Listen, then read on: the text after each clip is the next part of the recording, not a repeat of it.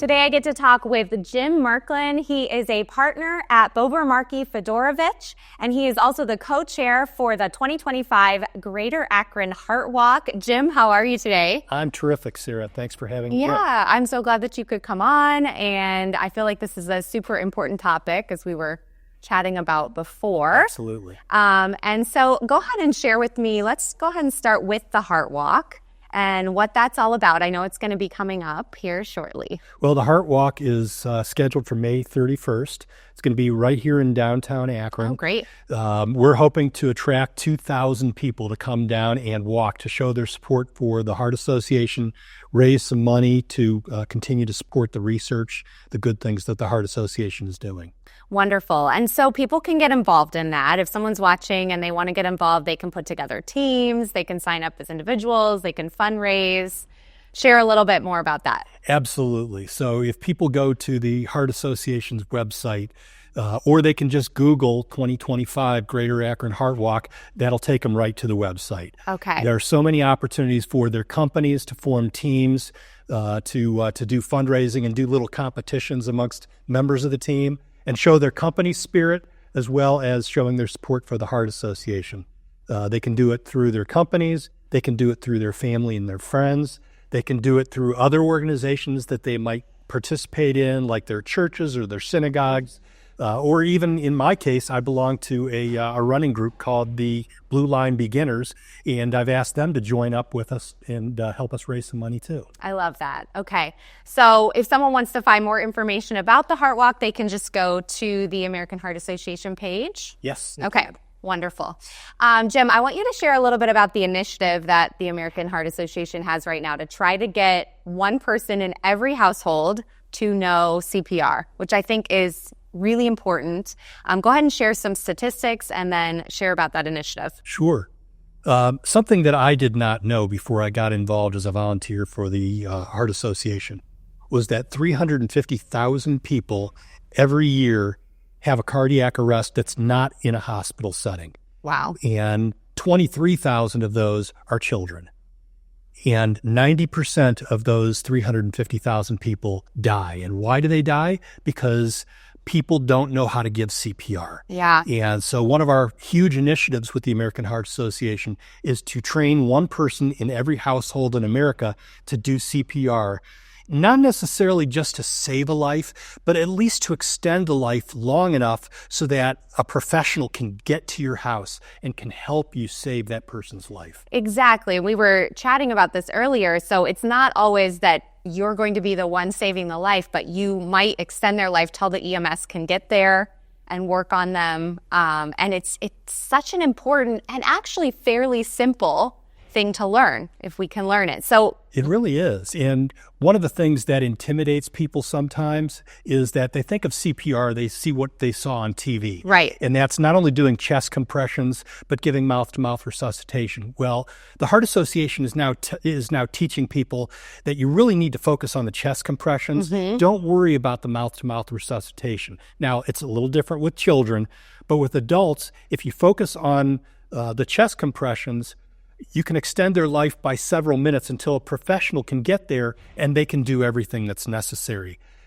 Somebody can survive several minutes if they have to without breathing, but they can only survive a matter of seconds without their heart beating. And so those chest compressions are critically important. So important. I actually watched very recently just a reel on Instagram where a boy had been trained in CPR. He was on the opposing basketball team player, fell down, and he needed CPR, and this boy was able to keep him alive until the EMS came, and it was really amazing, and he did save his life. They had said on the video, like, it was wonderful that he did that because he was able to save his life. So everybody can do it. Everyone can do it, yes. CPR is not that difficult. Exactly. You need to get a little bit of training. And for all your viewers who are interested in getting training, yes, they can go to www.heart.org, and they'll be able to tell you right on the website if you're interested in training, where to find that training. It's free. You don't need to be certified in CPR. You just need to know how to do it so that if something happens, you can be there to react and be not a bystander, but be a lifesaver. Yes, that's wonderful. I love what you just said. Be a lifesaver. Don't be a bystander. Because I think it's really important that we realize we don't have to be certified too. I think there was at one point I thought, well, I have to be certified to be able to do CPR on someone if something would happen. And I was certified for a long time. But it's really important for people to know, no, you don't have to be certified. You just need to know how to do it. And so you guys have classes on your website where people can sign up. You can go to a very simple class and learn how to do it and possibly save someone's life someday. Absolutely. Yeah. And as we're starting to roll into the month of February, it'll be American Heart Month. Yes. And one of the things that I also didn't realize is that cardiac arrest is the #1 killer of women in our country. Oh my God. And one of the things that just shocks me is that it's so much more likely that someone's just going to stand there if a woman has a heart attack on the street and they're not going to do anything. And why are they not going to do anything? Because there's a stigma. They're afraid that, oh my gosh, I can't touch this woman's chest because she's not going to be happy with me. Right. She's going to get very upset with me, or maybe she'll even sue me. Well, guess what? I'd rather that she live and hate me for the rest of her long, long life. Yes, absolutely. And that's really important too, to just make that known. I think is very important. So you also have had people in your life who have had congenital heart disease, which is why this became very important to you. Can you share a little bit about that? Yes, I've had 4 people in my life who've had congenital heart disease, starting with the Heart Walk's co-chair, my wife, Julie. Okay. Julie was born with a hole in her heart. Wow. And she had it surgically repaired almost 60 years ago, so she's a 60-year survivor of open heart surgery, which is frankly incredible. That's amazing. Her sister also had the same situation. But her sisters actually had to go through more open heart surgeries for valve replacements and things like that over the years. We had a nephew who was born with a congenital heart defect. He's had to have a couple of surgeries as well. He's now in his early 20s, going to college in Boston, a terrific young man. I also had a niece who was born with a congenital heart defect. Not the same situation for her. Unfortunately, she passed away when she was 11 years old, which is just a horrible thing for a family to go through. So tragic. Yeah, so it means a lot to you to support the American Heart Association and the work that they do. So can you share some of the other ways that people could get involved if they're watching and maybe they have a similar story? Yeah.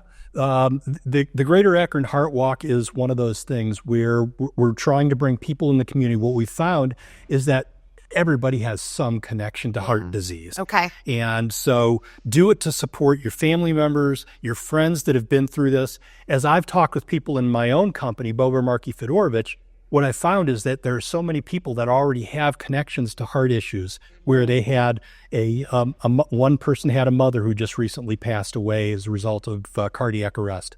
Another person had somebody in their office that had an issue, and EMS was called, and fortunately they were able to get there in time. Okay. We had somebody in our building last year that had a cardiac arrest on the first floor in our building, and they didn't know where the AED was. So they ran around, they finally found it, and they were able to save the person's life.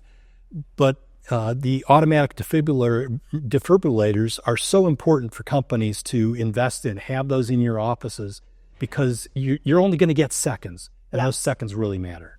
And speaking of an AED, which you just brought up, is that something that you teach during those free classes when someone's learning about CPR? Do they get to learn how to use an AED? Is that a separate class? What does that look like?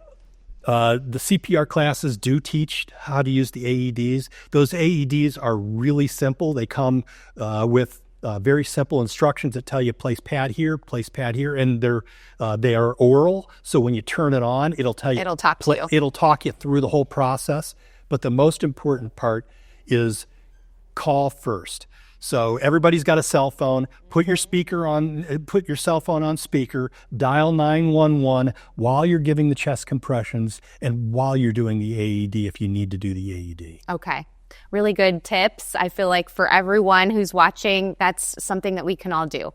And we don't have to be bystanders. We can be active participants and help people when needed. So thank you so much, Jim, for being here. Appreciate it. Can you share with our audience before we wrap up the website one more time so that people want to get involved in the Heart Walk or they want to connect with all of you, they can do that. So they can either go to heart.org or they can just simply Google search 2025 Greater Akron Heart Walk. Great. And they'll find you easily and can sign up there. Yep. All right. Great. Thank you so much. My pleasure. Appreciate it. Thank you guys so much for watching today. We had a great morning on Good Morning Akron. Make sure you stay tuned. We've got more great stuff coming up next.